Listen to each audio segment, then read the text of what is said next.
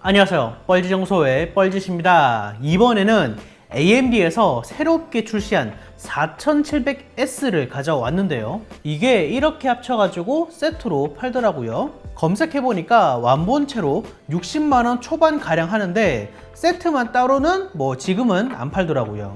일단 딱 보시면 특징이 램 슬롯이 없죠. 이게 그래픽 카드에 들어가는 GDDR6 메모리가 보드에 들어가 있어요. 그러니까 일반적인 제품이 아니라는 거죠. 정말 궁금하지 않아요? 기대가 굉장히 큰데 일단 세팅을 해가지고 윈도우까지 들어가 보도록 하겠습니다. 자, 준비가 완료됐고요. 이야, 바이오스 스타일이 굉장히 구식이죠. 프로세서 명을 보니까 AMD 4700S 8코어라고 적혀 있고 언어는 영어만 되고요. 이외에 다른 것들을 한번 보면 SVM 요까지는 있고 딱히 뭔가 옵션은 없네요. 바로 윈도우로 넘어가 보죠. 자, 윈도우는 이렇게 정상적으로 들어왔고요. 한번 작업 관리자를 보면 자, 먼저 CPU는 8코어 16스레드 그리고 L3 캐시는 8MB가 잡혀 있고요.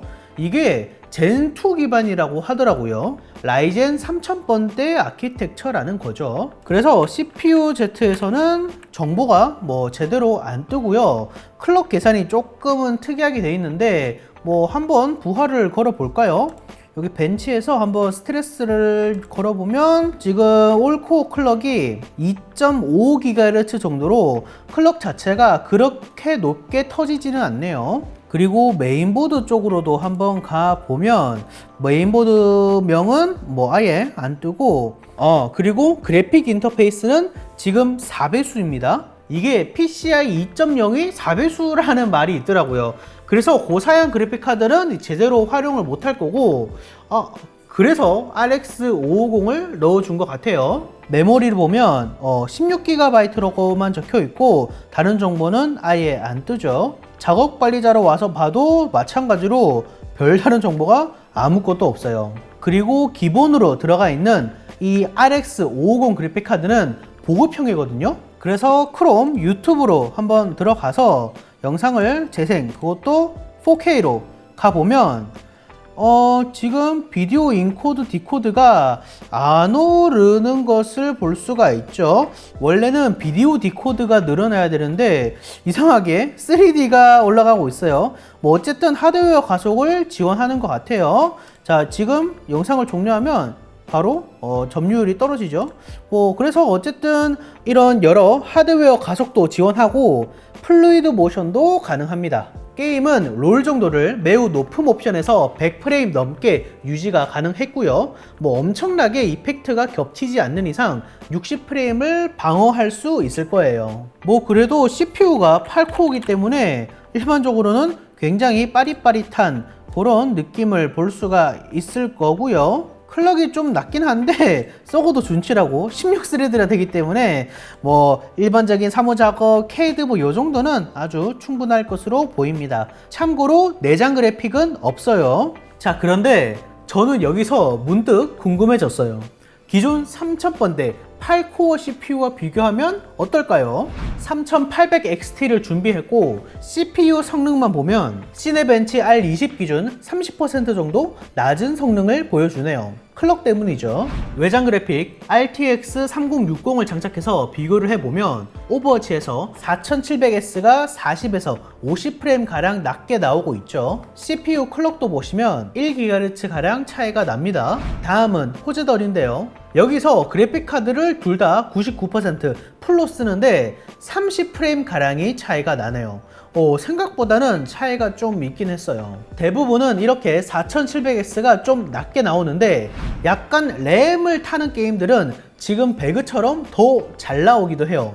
이야, 신기하더라고요. 그런데 구간에 따라 다릅니다. 아까 전까지는 4700S가 더 잘 나왔는데 이제는 낮게 나오죠. 아마 특정 사물을 렌더링 하는데 램이 연산하는 속도가 GDDR6가 더 유리해서 그런 게 아닐까 하는 추측은 할 수 있겠네요. 공홈에서 4700S 설명을 보면 추천 그래픽 카드가 있는데 실제로는 다 잘 인식하는 것 같고요. CPU 성능으로 인한 성능 로스를 제외한다면 GPU 성능 자체는 잘 뽑아주는 것 같아요. 제가 궁금했던 램 성능을 보니까 일단 레이턴시는 90나노세컨드 대 140나노세컨드로 오히려 느리게 나오더라고요. 그런데 읽기, 쓰기, 복사 속도가 모두 GDDR6 램이 2배에서 3배가량 높았습니다. 램이 절대적인 성능 자체는 확실히 GDDR6가 더 빠르네요. 레이턴시는 좀 의외였고요. 뭐 이 정도면 대략적으로 어느 정도 성능일지 감이 오셨을 거예요. 그런데 이제는 안 뜯고 가면 좀 서운하죠. 자, 먼저 CPU 쿨러 나사부터 풀어보도록 하겠습니다. 이거 뜯는 것 자체는 크게 어렵진 않네요. 자, 이렇게 분해를 했는데 일단 CPU 쿨러가 좀 재밌게 생겼네요.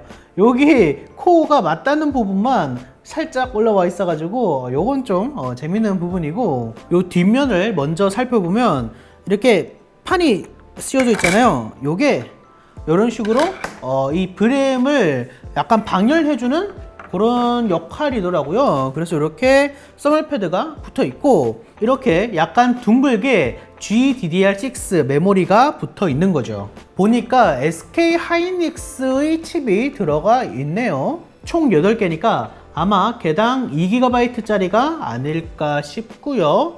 그리고 다시 정면으로 돌아와서 보면 코어의 형태나 이런 게 좀 재밌습니다. 기판을 좀 더 자세히 보면 이쪽에 전면 USB 3.0 헤더가 있고요.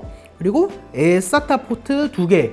이게 개인적으로 아쉬운 게 M.2 포트가 없더라고요. 그래서 무조건 외부의 그 2.5인치짜리 SSD를 이용해야 되고요. 그리고 IO 포트 쪽으로 가보면 USB 2.0 포트 4개, USB 3.1 젠2 포트가 4개가 있고 여기 1GB 랜까지 있는데 이게 이 유선 랜이 사실은 내부적으로 USB로 연결이 되어 있어요. 작업 관리자에서도 보시면 뭐 USB 이런 식으로 적혀 있죠. 그래서 전체적으로 되게 좀 재미있는 혼종의 보드라고 보시면 될 것 같습니다. 자, 이렇게 AMD 4700S 데스크톱 킷을 살펴봤는데 단화와 등록 자체가 세트로 되어 있다 보니까 실제 시장에서 완본체 위주로 판매가 될 것 같고요. 현재 시세를 보니까 지금은 파워, SSD, 케이스까지 해서 60만원 초반에 판매하고 있는데 가격 자체는 미니 ITX 시스템을 구성하시는 분들,